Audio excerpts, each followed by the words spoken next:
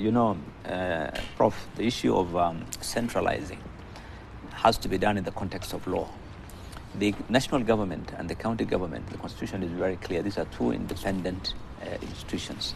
It would be very interesting if the government say that, you know, the payroll for 7 counties will be centralized together with the civil service one, or the ones for state corporations, you know, will be centralized together with the civil service one, so that from treasury then there's one payroll. It doesn't make sense because everyone has his own budget and everyone has got his own appropriations, you know, appropriations approved by the relevant county governments, and so it doesn't make sense. I don't think that is going to work. It will be at the expense of breaching the provisions of law. I think what the government can centralize is for the central government, which is the civil service. You can centralize police, you can centralize you know, the military, the civil ministries and so forth.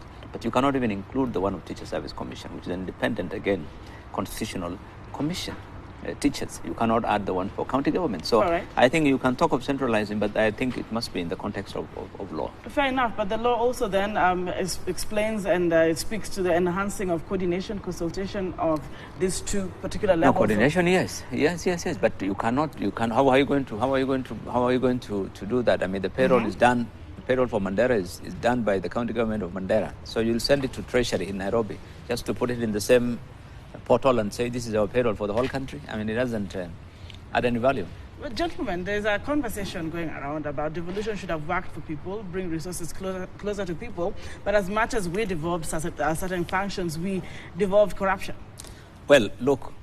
That's the narrative. They say what's good for the goose is good for the gander. If the top is corrupt, you cannot expect the bottom to be any different. This thing is one country. So the corruption is pervasive in our society.